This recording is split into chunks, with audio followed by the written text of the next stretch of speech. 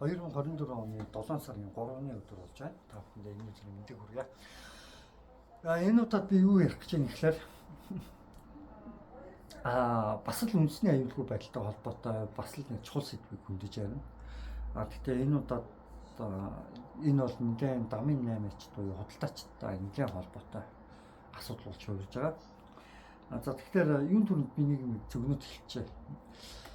Удахгүй Монголын худалдаачд буюу дамын 8-чтай ерөнхийдөө ирээдүй бол нэлээд бүрхэг байгаа гэдэг нэг төрөнд би хэлэх хэрэгтэй баг. Ванка шиг зөвнөд хэлэхэд бол ирээдүйд бол дамын 8-чд бол хятадууд чагнаа гэдгийг би зөвөр хэлчихмээр байна. За тэгээд эхний хэлжинд яг юу гэх гээд байгаа юм гэхээр яагаад энэ байдалд би орсон тухай хэлнэ. Тэгээд үргэлжлүүлээд энэ байдлаас хэрхэн гарах тухай маш чухал яриаг ярих юм байна. За тэгэхээр энэ бол ерөнхийдөө үндэсний аюулгүй байдалтай холбоотой болохоор дангац худалдаач гэлтгүү бүгдээрээ сонирхож үзээрэй гэж би хүсэе. За тэгэхээр нэг юм болч та. Дээр үед тийм ээ одоо монголчууд Монгол дотроо ингээд худалдаа байж ямар нэгэн эрхэлдэг байлаа шүү дээ. Одоо ингээд та ингээд 100 айлын ингээд зарим захаарны яваад тэр хятад хүмүүс сууж байгаа. Хятадууд худалдаа харилцаа хийж байгаа. Имэйл дээр саяхан хятадууд махны юуг авсан байна гэж бөө юм болж байсан тийм ээ. Ер нь л ингээд хотыг ингээд хитэн хитэн ингээд бүслээд заримаас хятадууд ороод ирчихжээ. Тийм үү. За тэгээд манай монголчууд чинь ингээд ядуу тийм үү. Ядуу. Тэгээд үнэгүй юм ноосгүй гарт юм. Тэгээд гол нь яг юу бэ гэж хэлэх гээд байгаа юм гэхээр хятад өөрснөө тэнцэнс бараг оруулж изахта өөрснийх нь салбарынхаа дэлгүүрийг баг Монголд баг нийцчихэж байгаа байхгүй. Баг хямд үнэтэй өөрснөө салбарынхаа нэг дэлгүүрийг. Тэрүүн гот яаж юм гэхээр нөгөө хятадын салбараас нь худалдаж аваад мөнгө нэмээд зардаг байсан хүмүүс чинь ашигаа олохоо болоод эхэлчихэж байгаа. Мөнгө ол. Ашиг Монголд нэг жоохон мөнгө нэмээд дундаас нь ашиг унгаас зарж байгаа шүү дээ тэр Монгол улс чинь. Ашигтай ажиллахаа болоод эхэлсэн. Одоо 100 айлын зарим төлөвүүд дээр одоо манай энэ зарим нэг одоо хотын төвд энэ урдуурч хүртэл одоо нэг ганц хоёр нэг өөр монгол хүмүүс одоо заримуд нь тэгээд ирлий зулцсан хүүхдүүдтэй болцсон монгол охинтой суудсан ирлий зулцсан тэгээд тийм охтууд наахт чинь юу байсан та нар юу гаднаас хүмүүс хэдхэн өндөр үнэтэй нөө манайхаас болтоо хямдхан авч байгаа шүү гэж суулж шít. Тэгээд монголчууд баян биш тийм үү? Мэдээж баян хүн биш хүмүүс чинь яг аль болох хямдхан имэйл худалдаж авах. Тэгвэл хямдхан барааг нь худалдаж авахлаар хятадуудаас авах болж байгаа байхгүй юу? Ингээд хятадуудаас энэ байдлаараа цаашлаад ингээд худалдаж авах юм бол яах вэ? Монгол улсын энэ юу бол ерөнхийдөө энэ 8 худалдааг бол ерөнхийдөө хятадууд татгааж эхэлж байна гэсэн Монгол дотроо одоо хятадууд одоо нэстэ Монголын одоо худалдаа харилцааг эрхлэх гол одоо хүмүүс нь болж хувираад байна гэдгийг би ихний хэлж хэлэх хэрэгтэй баг. Энэ бол үндэсний аюулгүй байдалтай маш том холбоотой асуудал. Тэгэхээр энэ байдлаас хэрхэн гарах юм те гэдэг асуудлыг би одоо хоёр дахь хэлжинд нь ярьчмаар. Би урд нь Солонгост ажиллаж байсан. Нэг 2-3 жил ажиллаж чаддаг гэж байсан. За тэгээд тэр үед чинь нэг юу болж ирсэн гэхээр нэг иймэрхэн болчихсон. Би нэг над 3-4 хуудас цаас өччихл байгаа юм л та. 3-4 хуудас, 3 юм уу 4 хуудас цаас өччихж байгаа. Тэгээд тэр цаасыг ингээд уншиж байгаа. Тэгээд ингээд уншаад би яг юу ойлгож байгаа юм гэхээр шүү дээ. Над бүх юм хаалттай байсан. Солонгост. За би мэдээж сонгуул өгөх нь байтугай сонгуулийг дэмжсэн ямар нэг үг хэлэгч хориотой байсан Солонгост. Үг хэлэгч хориотой. Улс төрийн ямар нэгэн юу хэлэх ямар нэгэн үйл ажиллагаанд улс гадаад хүмүүс ер нь бол гадаад улс хориотой л байдаг байхгүй. Азууд тэр Япон байна уу, Хятад байна уу, Солонгос байна уу тэр хамаахгүй өөрсдөө дотоод үйл ажиллагаанд гадны улсыг хүмүүсийг бол хориглох тийм заалттай байдаг. Тэгсэн чинь манай Монгол тэр бүр ничваа Зүгээр орж ирээд шууд үйл ажиллагаа явуулчих. Тэгээ би одоо чинь Солонгос би ажиллаж байхдаа би ингээл би чинь дотор ингээл бодож байна. Би энэ дотор ингээд үйл ажиллагаа эхэлж болтын болоо яг яадын бол гэл ингээл хуулийг нь хальт ингээл ямартаа ингээд шохоргол өөрийнхөө гэрээгээр гацсан. Тэгээд миний гэрэн дээр яаж тусгацсан гэдэг юм бол ингээл сонирхоод нэг хальт орчуулаад үзэхгүй юу. Бүр хичээгээл тэгсэн чинь та болохгүй. Таг тийм ирэх байхгүй. Та зөвхөн ажиллахаар ирсэн хүн ажиллах л шүү дээ.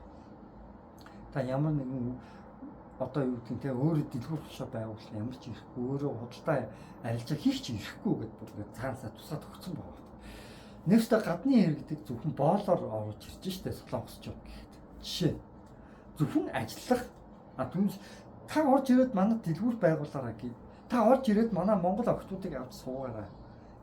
Та манай орж ирээд манай Монгол дэлгүүр байгуулад манай монголчуудыг ажилгүй болгоорой гэж ямар ч ус найр тавьдаггүй л байхгүй юу? Ерөнхийдөө бол. Монголоос бусад өөр ямар ч ус найр тавьдаггүй байхгүй. Ганц манай Монголд Азийн бүх орнд дундаа ер нь дэлхийн баг ихэнх орнууд дундаа баг ганц манай Монгол зөвшөөрөд байгаа шиг байна. Гадны улсыг орж ирээд та нар манад ингээд эзэн суугаараа Монгол хүмүүсийг ингээд боо шиг байлгаараа тэ та нар Монгол хүмүүсийг ингээд боо шиг байлга та нар хятад хүмүүс Монгол нутаг дээр эзэн шиг байгаараа гэдэг ийм хууль ганц Монголд л хэрэгжээд байгаа. Үнэхээр харамсалтай байна. Би хэлмээр. За тэгээд өнөөдөр бид маш олон чухал бичлэгүүдийг хийжсэн, өмнөх бичлэгүүдийг мэдчихсэн хүмүүс бол гадарлаж байгаа юм найдаж байна. За тэгээд энэ байдлаас хэрвээ гарыг гэх юм бол тийм ээ яг гадаад их шиг солонгосчууд чиг, хятадууд чиг, японочууд чиг, хатуу тийм ээ гадны ус гэдэг чинь тусдаа тийм ээ өөр Монголын хятад энэ тэд тусдаа штэ. Тусдаа Монгол бол биш шүү дээ тэд чинь хятад гэдэг тусдаа өөр монголч гэсэн хятад гэдэг тусдаа ус үндэстэнд харьяалагдж байгаа гэдгийг та бүхэн ойлгож байгаа гэж найдаж чинь тийм үү. Миний өмнөх бичлэгийг үзчихсэн хүмүүс ойлгож байгаа юм найдаж чинь. Найдаж байна. Тэгэхээр би яг юу гэж хэлэх гээд байгаа юм жоохон бодгоо чангатгаад өгөөч тийм ээ. Гадны хүмүүсийг оруулж ирэхдээ жоохон хянамгаа оруулж ирээч гэж хүсмээр байна. Тэгээд бүр арай л хэрээс хэтэрчлээ гэдгийг хэлмээр. Тэгээд дээрэс нь яг улс төрч хэдүүдээ энэ хүсэлтийг тавиад тий нэмэргүй байлаа тий ингээд хүмүүс орж ирээд байлаа. Тэгэх юм бол өшөө нэг гарц гаргалааг би та бүхэндээ зааж өгье худалдаач та.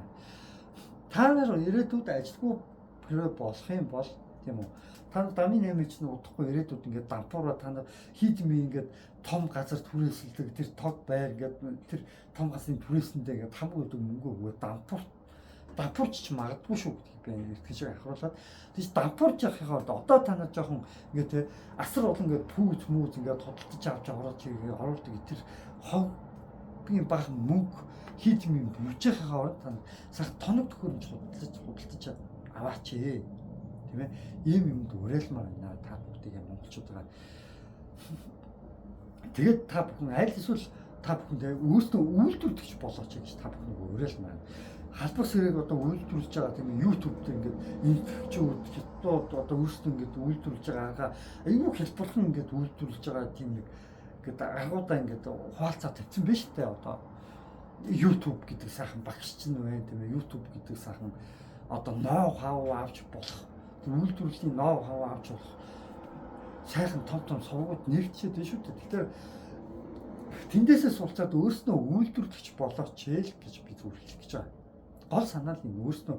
Тэгэд эцэст нь манай монголчуудаа би нэг юм уриалгах гэж байна. Манай монголчууд ч тэр ер нь бол манай төр засаг бол одоо айгүй муухай одоо тийшээ хацдаг. Дандаа түүхийн эдээ гаргаад тий хятад нь тэр түүхийн эдийг нь кемп үнээр аваад айгүй өндөр үнээр боловсруулад буцаа биш айгүй өндөр үнэтэй болгоод кемп үнээр боловсруулад буцаад айгүй өндөр үнэтэй болгоод тэрийг монголчууд бидэнд зараад байгаа тийм үү. Гад ихгүй. Монголчууд бид өөрснөө түүхийн эдийг харж буцаад хятадаас судалдаж авдаг болоо. Заяа. Зөв би зөв мөрөөд тийчээ заяа. Тэр түүхийн эдийг хятадаас хямдхан худалдаж авдаг болоо. Хямдхан оруулж ирээд өөрснөө үйлдвэрлээд өөрснөө буцаагаад тэр хятад руу харин өндөр үнэтэй болоход зардаг болох юм шүү дээ.